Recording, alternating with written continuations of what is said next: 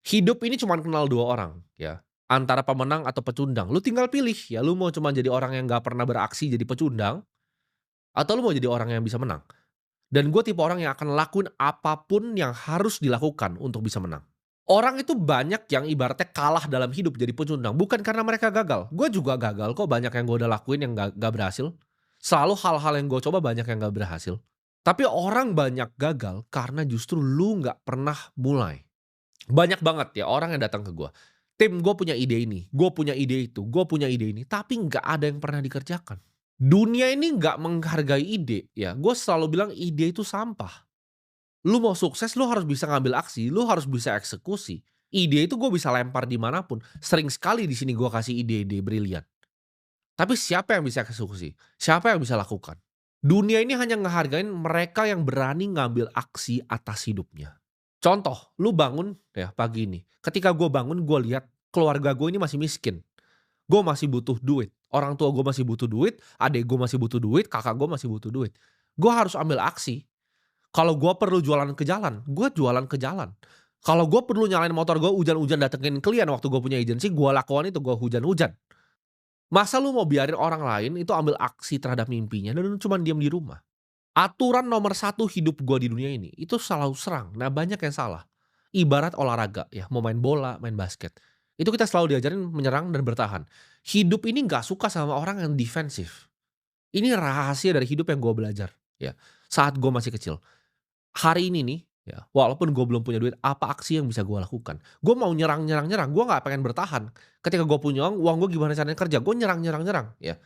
Bertahan itu belakangan, ya, gue nggak peduli tentang bertahan. Hidup itu, aturan nomor satu gue adalah nyerang, nyerang, dan nyerang. Lu harus selalu lakukan ketika ada ide yang ada di otak lu. Contoh, seperti sekarang ketika ada inspirasi. Kita manusia itu berbeda, ya. Jangan kira kita manusia seperti robot. Kita bisa selalu tiap hari ya, yang kita lakukan tuh sama. Manusia itu ada titik ketika kalian lagi diem, lagi berpikir, lagi OTW gue datang ke kantor, tuh ada ide ya, ada inspirasi gue sebutnya. Kita tuh seperti singa, ketika kita lihat itu ada mangsa itu, ayo kita hantam gitu ya. Gue tuh ketika ngeliat opportunity ya, kenapa banyak yang lihat, "Oke, gue bisa dapat momen ini, gue bisa dapat momen itu." Dia itu orangnya satu dari 1 miliar karena dia momennya pas, bukan momennya pas doang. Gue itu ketika gue liat ada peluang, gue hantam langsung. Gue nggak ragu, gue nggak takut, gue nggak pernah defensif, gue nggak pernah bertahan. Gue nggak pernah takut uang gue hilang semua. Ketika gue yakin ini, gue hantam. Gue nggak pernah mikir kalau gue hantam ini, kalau gue gagal nanti gimana nih. Gue mikirnya kalau gue hantam ini, kalau berhasil gimana. Apapun caranya, gimana pun caranya, sesulit apapun caranya, itu pasti gue hantam. Yang penting gue menang. Karena pada akhirnya mereka yang berhasil dikenang sama sejarah, orang-orang yang berhasil jadi orang-orang hebat, itu mereka orang yang berani bermimpi ya, dan berani beraksi juga. Lu jangan cuman mau jadi penonton, ya lu cuman ibaratnya duduk gitu loh. Di saat tim lu main basket lu cuman tim hore. Di saat orang-orang pada menang lu cuman nonton sebagai orang pecundang, lu nggak pernah aksi, lu cuman duduk gitu. Dan lu berharap kok hidup gua nggak bisa seperti mereka, ya nggak bisa seperti itu. Dunia itu nggak pernah menghargai orang yang nggak ngambil aksi. Dunia itu nggak pernah ngehargain orang yang cuman duduk, jadi penonton, jadi supporter bola. Banyak yang nggak berani aksi karena mereka takut, ya. Gua kasih tahu, ketakutan itu nggak pernah real. Ketakutan itu adalah pembunuh dari otak. Ketika lu takut, itu otak lu udah mati di situ. Dunia ini memang dulu diciptakan untuk orang yang pesimis. Ketika ada semak-semak di situ, orang yang pesimis tuh selalu di-reward. Artinya apa? Ketika ada semak-semak, kalau lu mikir, "Oke, itu ada macan di situ." Lu kemungkinan hidup lu lebih banyak, ya. Sedangkan ada semak-semak dia mikir, "Oh, ini ada kelinci nih, bisa gua makan." Ketika dia buka zaman dulu ada macan, dia mati. Manusia itu ya secara antropologi, itu didesain untuk jadi seorang pesimis. Tapi kita hidup di dunia yang udah nggak ada singa nggak ada macan gitu, di semak-semak. Pesimisme tuh nggak pernah di-reward. Lu harus jadi orang yang selalu berani untuk nyerang, nyerang, dan nyerang, ya. Gue nggak peduli, selama gue belum mati secara fisik ya, fisik gue ini belum mati, belum masuk kuburan, gue akan serang terus hidup. Gue nggak akan pernah takut sama siapapun dan gue akan selalu coba untuk menang. Hidup ini nggak pernah ngehargain mereka yang paling pintar. Banyak orang pintar yang mati miskin. Tapi hidup ini hargain orang yang berani. Ini satu lagi yang gue belajar ya. Waktu itu tidak pernah berpihak sama mereka yang ragu. Waktu itu selalu memihak ke mereka yang berani untuk bertindak. Lu coba belajar untuk bikin diri lu pede. Ketika lu mulai ambil langkah-langkah kecil, lu dapatkan uang-uang kecil pertama, lu jadi makin pede, ya. Ketika lu lakukan apapun skill lu, apapun craft yang lu tekuni, itu lu bikin diri lu jadi pede, sedikit demi sedikit. Lu buktiin diri lu sendiri bahwa lu lebih besar dibanding ketakutan yang lu selama ini kira. Kebanyakan orang nggak pernah sukses sampai waktu tua kenapa? Mereka selalu nunggu, "Oke, gue nunggu momen yang tepat, gue nunggu waktu yang tepat." Akhirnya apa? Nggak pernah berinvestasi, selalu skeptis, makanya mereka nggak pernah mencapai kesuksesan. Mereka semua gue ajarin Bitcoin 2022, harganya masih 16.000. Apa yang mereka pikir? Oh, skeptis, ini adalah scam, ini adalah coin scam. Mereka nggak mau belajar, mereka sombong, mereka arogan, dan mereka pemalas. "Ah, males lah investasi, ah besok aja investasi." Banyak di sini yang nonton borong Bitcoin gue dari tahun berapa? Dari episode pertama. Tapi apakah hidupnya berubah? Sekarang 2025 udah mau selesai nih. Belum tentu berubah.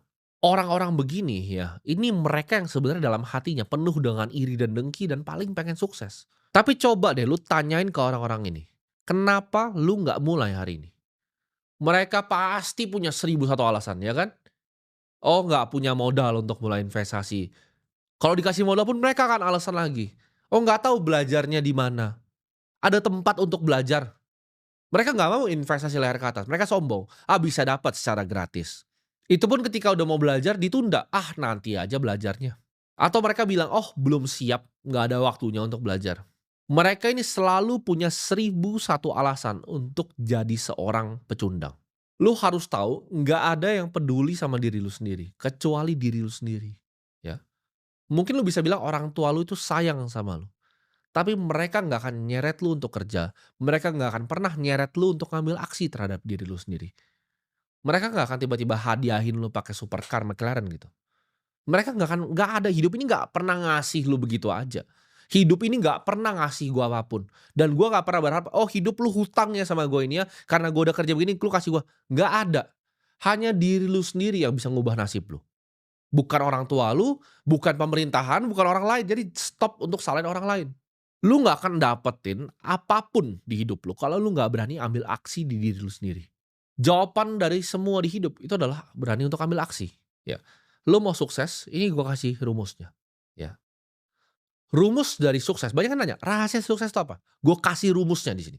Sukses sama dengan analisa dikali dengan aksi. Banyak yang stop di bagian analisa, bahkan banyak yang nggak bisa di bagian analisa. Nah, tapi semuanya berhenti di bagian aksi. Ketika mereka punya sebuah ide, sebuah inspirasi itu nggak pernah jadi aksi. Ketika mereka mau lakukan ini nggak pernah jadi aksi. Gue udah sering gitu kasih contoh, ya, analisa. Industri apa sih yang maju di masa depan? Gue kasih tahu, cryptocurrency itu bakal gantiin semua dunia finansial. Gue udah kasih tahu, artificial intelligence itu akan gantiin lu semua. Apalagi ketika bentuknya fisik, petani pun akan diganti. Semuanya akan humanoid robot nanti ke depannya. Coba hari ini lu ambil aksi, lu ikut kursus online untuk tingkatin skill lu di bidang itu. Lu ganti coba, waktu scrolling sosmed nggak jelas lu, dengan nontonin podcast. Tiap tiap Jensen Huang ngomong apa, lu dengerin. Tiap Sam Altman ngomong apa, lu dengerin gitu podcastnya. Lu pelajari, oh AI ini akan kemana nih ke depannya. Apa aja nih opportunity yang gue bisa lakukan. Agent AI apa yang gue bisa bikin gitu loh. Gue kasih banyak sekali sih kalau kalian mau jadi orang miliarder-miliarder gitu. Lu bikin AI yang bisa bantu orang untuk bikin customer service, lu bikin AI untuk bantu orang jadi sales gitu. Lu mau belajar investasi, lu coba catat pengeluaran dan pendapatan lu 30 hari ke depan tuh seperti apa. Lu mau beli Bitcoin, coba punya uang 1 juta, coba punya uang 100.000 pun lu coba untuk beli. Gua pun kasih peta ya selama 2 tahun lebih borong Bitcoin, gua kasih petanya, nih cara gandain uang lu nih. Itu aja lu masih skeptis dengan bukti yang terbuka transparan selama berbulan-bulan, lebih dari 2 tahun loh. Sekarang ini 2025 udah mau habis gitu. Tapi apa bedanya lu sama diri lu di 2024 tahun kemarin? Lu mungkin masih mikirin tahun baru 2024, ini 2025 udah mau habis, 2026 lu masih menjadi pecundang yang sama. Orang tua lu masih miskin, keluarga lu masih miskin, hidup lu masih miskin. Lu coba ya, struktur hidup lu. Oke, hari ini 3 aksi apa yang gua mau lakukan? Oke, gua mau belajar untuk bisa berinvestasi. Oke, gua mau belajar ya, cara gua menggunakan AI seperti apa. Oh, gua mau belajar teknologi kripto itu seperti apa.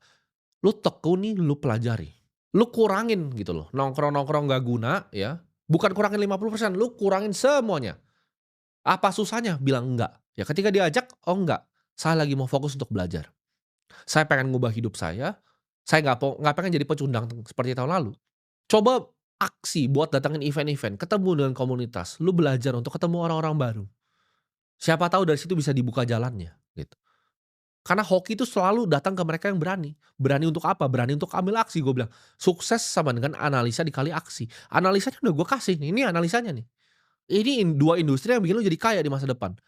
Tapi lu nggak mau ambil aksi untuk 2 industri ini, ya gimana, gitu. Coba lu lakukan komitmen-komitmen kecil yang lu follow through gitu. Lu beneran lakuin. Lu mau ngelamar kerja ke orang, coba aksi. Gimana caranya saya bikin CV yang bener gitu. Jangan CV lu isinya gambar-gambar nggak jelas. Ketika gue bikin pernah waktu itu lowongan kerja isinya CV nggak gambar-gambar nggak jelas. Lu mau ngelamarnya nggak becus gitu loh. Gue liat CV pengen itu HRD gue pengen gue buang ke tong sampah gitu. Gimana caranya? Lu mau cari kerja, oke gue bangun akun LinkedIn yang profesional, itu aksi gitu loh. Lu coba, lu mau mulai bisnis nih, setiap ada ide, ada inspirasi, lu catat, lu tulis gitu. Lu mau jadi investor yang jago, coba pelajari siapa investor terbaik di dunia, gimana cara mereka kerja, value investing itu apa, gimana caranya gue sisihkan 10% dari gue punya pendapatan gaji 10 juta, sejuta nih, oke gue mau belajar investasi, gimana nih caranya belajar investasi? Coba untuk beli aset produktif, bukan gaya hidup. Coba lu bikin target gitu. Gue mau aset gue di 2025 ini sekian. Nah, 2026 gue mau ini grow at least 10-20% nih. Gimana caranya aset gue berbeda sama tahun lalu? Jangan aset lu sama lagi sama tahun ini. Tahun lalu 3 tahun lalu aset lu jumlahnya sama. Lu cuma punya uang 20 juta gitu di bank lu. Oke, gue punya target gue mau punya 1 miliar rupiah di 2026. Lu capai target itu. 2027, oke gue pengen punya 2 miliar 2027. 2028, gue pengen punya 4 miliar 2028. 2029, gue pengen punya 8 miliar. Lu harus punya target yang jelas. Analisa ya, sukses sama dengan analisa dikali aksi. Itu analisanya tuh, lu bikin jadi sebuah rencana. Jadi dari mimpi, lu balut jadi sebuah rencana. Lu harus sadar ya, hidup di dunia ini tuh sangat singkat. Lu jangan dengerin orang-orang yang bilang, "Oh nanti sukses kayaknya nanti aja." Itu biarin aja orang-orang tua itu yang sukses. Karena gue kasih tahu di lu, 1 triliun di umur 24 tahun, itu sangat berbeda dengan 1 triliun di umur 36 tahun. Sangat berbeda dengan 1 triliun di umur 50 tahun.